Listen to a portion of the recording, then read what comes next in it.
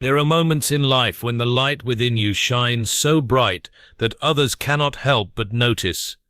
They watch you from a distance, puzzled and intrigued, wondering how you've navigated life's labyrinth with such grace. They see you walk through storms without losing your step, and they wonder if you've discovered a secret that they missed. My friend, what they're witnessing is not luck, nor is it mere human will.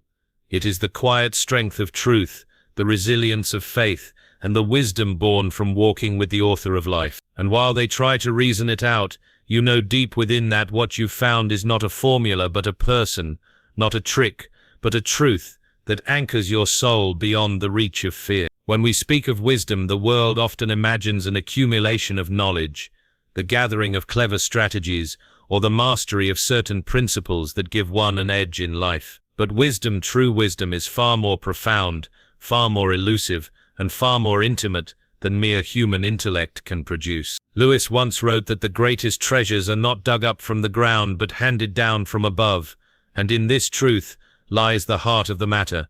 Wisdom is not something you climb a mountain to conquer, it is something you bow low to receive.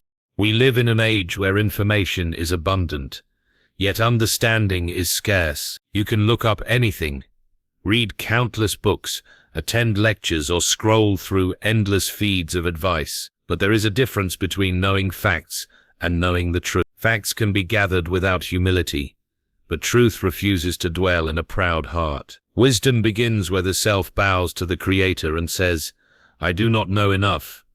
I cannot see far enough. Teach me. That posture of the heart is the open door through which God pours his insight. To receive wisdom is to receive a gift you could never have earned. It is God himself stooping low, placing his thoughts into your thoughts, his perspective into your perspective. It is not about figuring life out, it is about allowing him to reveal life's meaning to you. And when that happens, others will notice. They may think you have unlocked some secret formula for success. They may even envy your clarity and stability. But what they are really seeing is the evidence of divine guidance, something they cannot replicate without entering the same relationship you have with him. This is why the Proverbs say, the fear of the Lord is the beginning of wisdom. That word fear is not terror but reverence, a deep recognition of God's greatness and your smallness, his holiness and your need. In that sacred exchange, he begins to teach you in ways no textbook ever could. He teaches through his word, yes, but also through the quiet whisper in prayer, through the patterns of nature, through the pain of trials, and through the joy of victory. Every moment becomes a classroom when your heart is willing to be taught. True wisdom is not self-serving. It is not the art of manipulating situations for personal gain. It is the ability to see life through the eyes of eternity. It asks questions like, what matters most to God here, and what will last beyond this moment? When you live by those questions, you make decisions differently. You resist the shortcuts that compromise your soul. You choose integrity over convenience. You forgive when the world tells you to retaliate. And these choices over time build a life that others look at and say, how did they know to do that? How did they see what was coming? The truth is, you didn't see it because you are more clever than they are. You saw it because God lit the path before your feet. And that is the beauty of received wisdom. It does not puff you up with pride. It humbles you with gratitude. You know you are not the source. You are merely the vessel. C.S. Lewis often contrasted the idea of natural man and spiritual man. The natural man thinks he can discover life's meaning by climbing higher, thinking harder, or trying longer. The spiritual man understands that real life, real light, and real wisdom come down from above. He knows that wisdom flows not from the restless striving of human ambition, but from the restful surrender of human will to God's purposes. And there's another thing about this kind of wisdom. It is timeless. Trends shift. Cultures evolve. Popular opinions rise and fall, but the counsel of God stands forever. What he teaches you today will still be true in 10 years, in 100 years, and beyond. That is why those who receive wisdom from him walk with a steadiness that others cannot explain. When the winds change, they do not topple. When the market crashes, they are not undone. When relationships fracture, they grieve but do not lose hope. Their stability is rooted in something eternal, and that's why it feels so unshakable to those watching. Wisdom from God also has a way of being quietly powerful. It doesn't need to shout. It doesn't need to draw attention to itself. In fact, most of the time it works in the background of your life, shaping your responses, guiding your instincts, prompting your compassion, and restraining your impulses. It is subtle but unmistakable, and when others notice it, they may not be able to put their finger on what it is. They just know you seem to move through life with a kind of invisible compass that always points you in the right direction. This is why the enemy of your soul will do everything possible to keep you from seeking God's wisdom. He will tempt you to rely on your own understanding, to trust in human approval, to chase after quick fixes instead of lasting truth. But when you choose to pause, to pray, to wait on the Lord's guidance before acting, you cut off his influence. You align yourself with the one who not only knows the way but is the way. And here's something even more profound. The wisdom God gives you is not just for you. It is meant to flow through you to others. You become a living signpost, a quiet testimony of what happens when a human life is yielded to divine instruction. People around you, family, friends, co-workers, even strangers, begin to benefit from the fruit of the wisdom you carry. You offer counsel that brings peace instead of confusion. You speak words that encourage rather than discourage. You model patience in a world obsessed with speed, kindness in a world trained for competition, and faith in a world gripped by fear. Over time, your life becomes a reflection of God's character, and that reflection draws people in. They may come to you with questions, with problems, with requests for advice. They may not even realize that what they are truly seeking is not your opinion, but the presence of the one who lives within you. And as you point them back to him, you become part of a divine chain reaction. God's wisdom flows into you, then through you, then into the lives of others who may one day seek him for themselves. That is why receiving wisdom is so much more than personal growth. It is kingdom work. You are not just living wisely, you are becoming a channel for God's glory. And the more you lean on him, the more he can entrust you with insight, with discernment, with the kind of understanding that changes the atmosphere around you. It all begins with a simple posture, humility before God. The world says, stand tall, show them your strength, prove your worth. But the kingdom says, bow low, admit your need, receive what only he can give. And when you do, you will find yourself walking in truths that others cannot explain, making choices they cannot predict, and living with a peace they cannot comprehend. You will not have figured life out. You will have received life from the only one who can give it. The quiet life often holds the loudest testimony. At first glance, this may seem contradictory. We live in a world that celebrates the loud, the visible, the dramatic, the grand achievements, the viral moments, the public speeches. Yet if you look closely at the way God moves through history, you'll find that some of his most profound works are carried out in silence, in obscurity, in the ordinary rhythms of daily life. C.S. Lewis, in his gentle yet piercing way, often reminded us that the Christian life is not about constant fireworks but about steady, faithful obedience. He understood that the world may be captivated by noise, but heaven takes note of faithfulness. And in the same way, the people who watch you, your neighbors, co-workers, friends, and even your family, may not hear you preaching from a stage, but they notice how you live when no spotlight is on you. That is the essence of the quiet life, as a loud testament. It is the way you choose patience when others are losing their temper. It is the smile you offer to the cashier, who is clearly having a bad day. It is the integrity you maintain when no one would have known if you had cut corners. It is the kindness you extend without expecting it to be returned. In these moments, you may not be speaking with your mouth, but your life is speaking volumes. There is something incredibly compelling about a person who does not need to constantly declare their worth, but simply lives it. In a culture where self-promotion is considered a survival skill, humility stands out. A life that is anchored in God does not need to be constantly defended or advertised. It simply is. And the more consistent it is, the more it becomes impossible to ignore. Think about Jesus during his years before public ministry. 30 years of quiet living in Nazareth, working with his hands, honoring his family, being a faithful member of his community. He didn't rush to make a name for himself. He didn't seek attention or fame. And yet when the time came for him to step into his public calling, the testimony of his character had already been silently written in the hearts of those who knew him. That's the paradox. The quiet life is not about doing nothing. It's about doing the right things without demanding applause. It's about choosing substance over spectacle. It's about being faithful in the little so that when the bigger moments come, you are already deeply rooted. When people see you consistently living out your values without trying to prove yourself, they begin to wonder what your source is. They may not say it aloud, but they are taking notes. They notice that you do not seem shaken by the same storms that rattle everyone else. They notice that you do not seem desperate for validation. They notice that you seem to have a sense of peace that doesn't match your circumstances. This is when your quiet life starts speaking louder than words ever could.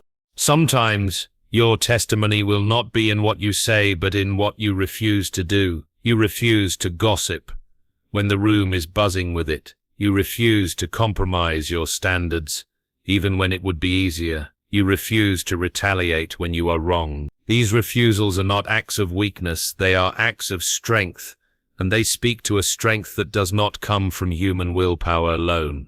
One of the most powerful aspects of the quiet life is that it invites curiosity rather than resistance. Loud declarations can sometimes push people away, especially if they are not ready to hear the truth. But a consistent, humble example draws people in. It says, without words, there is a different way to live.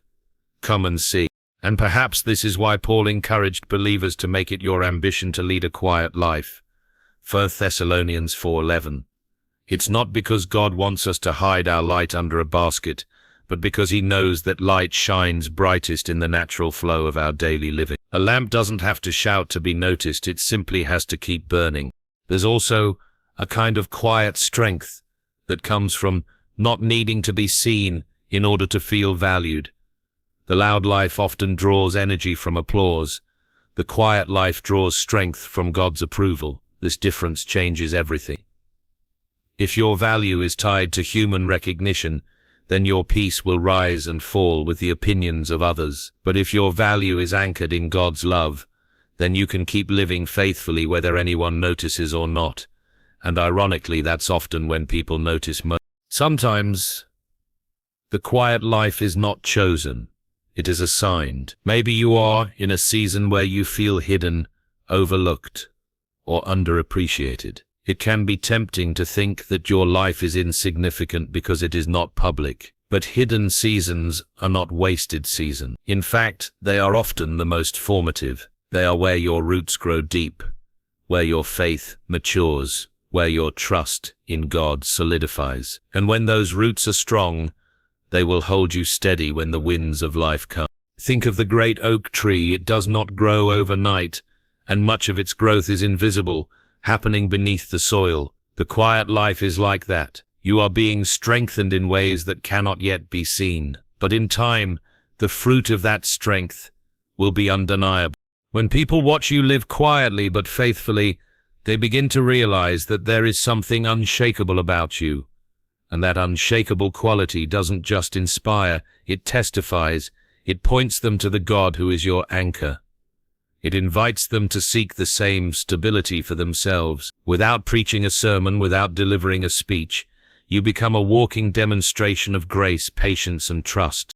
It is worth remembering that the most lasting legacies are often built in quiet places. The prayers whispered in the middle of the night, the unnoticed acts of service, the steady commitment to do what is right when no one is watching. These are the things that shape a life worth imitating. These are the things that make your testimony ring loud even if your voice is soft. And while the world chases noise, you can rest in the knowledge that the God who sees in secret will reward openly in his time.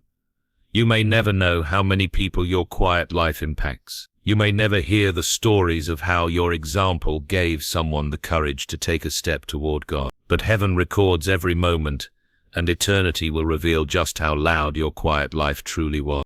The quiet life is not a call to passivity, it is a call to intentional living.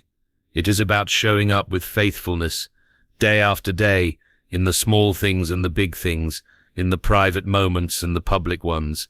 It is about being the same person in the shadows as you are in the light. And when that kind of consistency is rooted in God, it cannot help but shine. The world's curiosity is God's opportunity for His glory. People are always watching, often more closely than you think. They may not comment on your choices. They may not ask questions right away, but they are observing. They are piecing together your responses to life's challenges, your attitude toward others, your priorities, and your resilience in hard times. And whether they realize it or not, that curiosity they feel toward your life is a space where God can step in and reveal Himself. C.S. Lewis once said that the Christian is a little Christ, a visible reminder, however imperfect, of the invisible God. Your life is not just your own. It is a living illustration of His power, His mercy, and His truth. When others take notice, their attention becomes a stage, not for your self-promotion, but for God's revelation. And often, God works best in these moments, not through grand displays, but through the quiet, consistent testimony of a transformed life.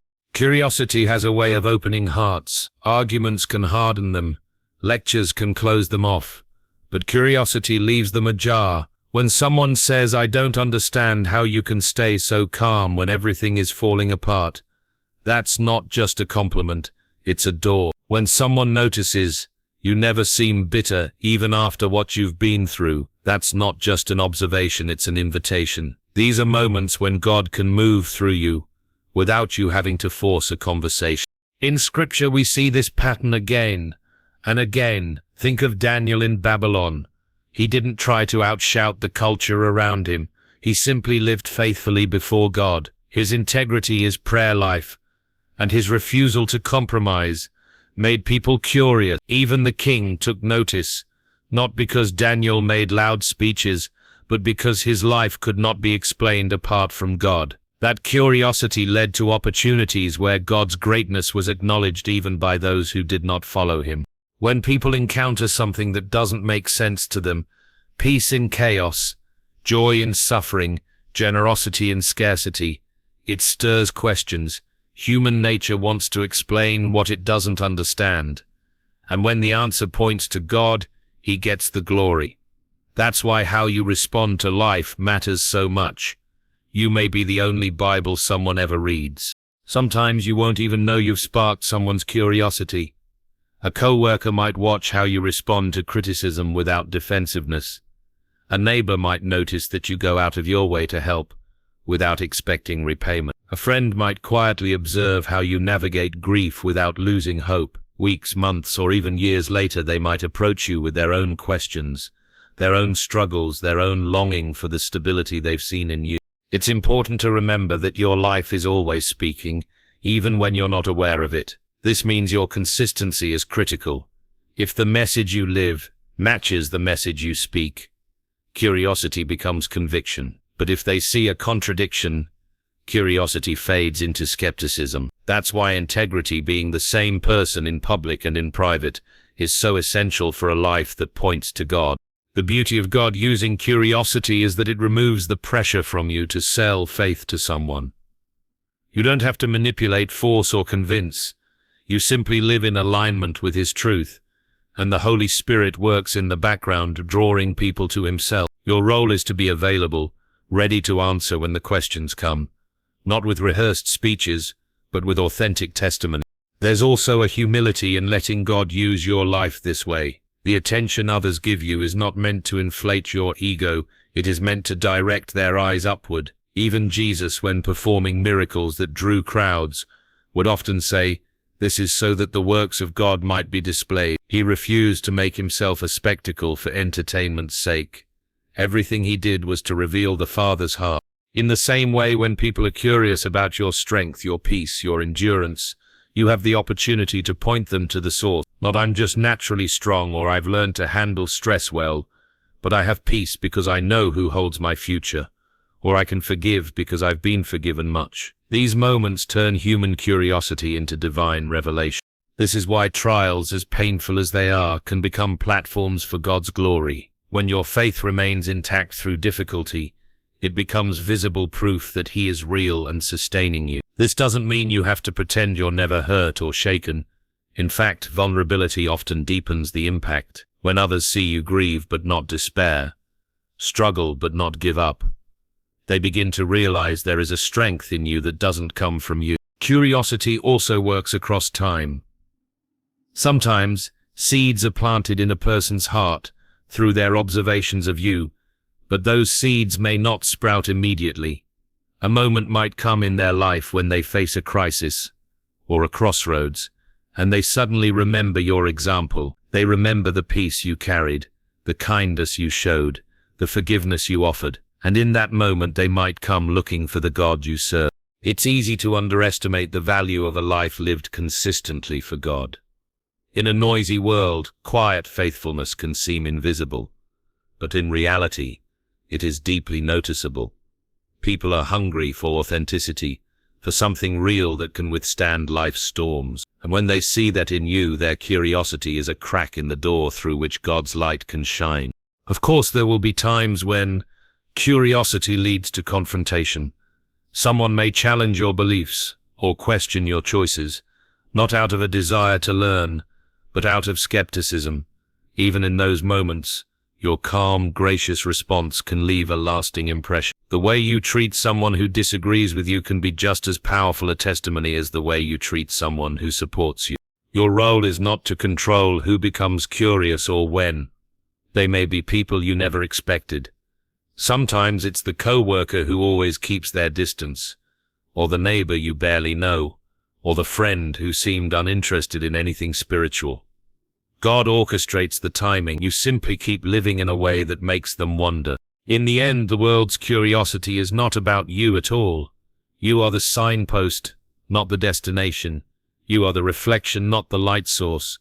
But when people follow the direction your life points, they discover the one who can answer their deepest question. And that is the highest privilege, to live in such a way that people's wonder turns into worship, not of you, but of the God who transformed you.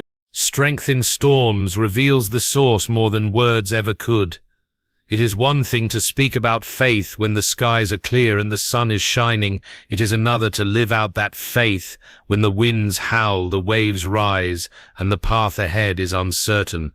Storms strip away pretenses. They test the foundations of what we claim to believe.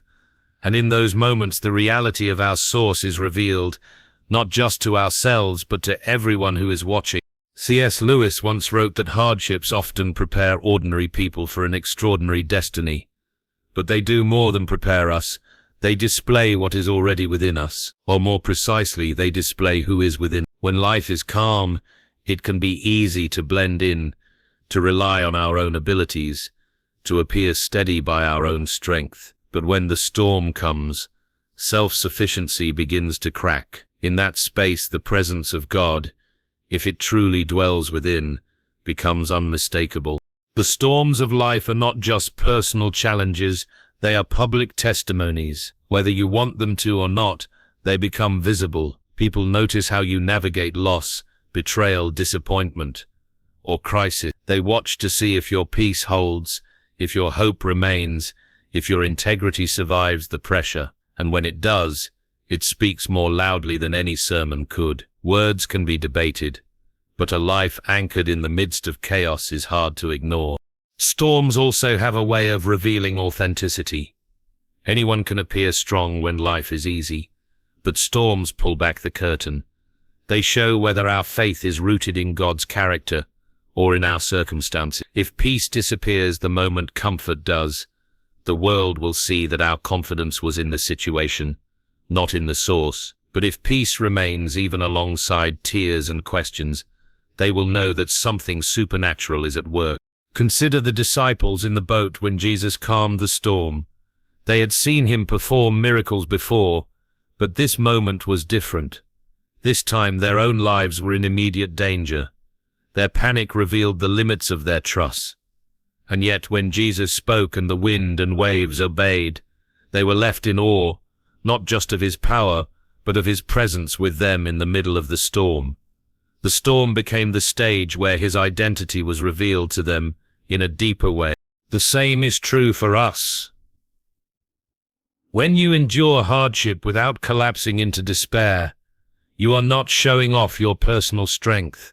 You are revealing your reliance on the one who holds you together. That is why your storms, as painful as they are, can become your most powerful testimonies. They turn abstract beliefs into visible reality.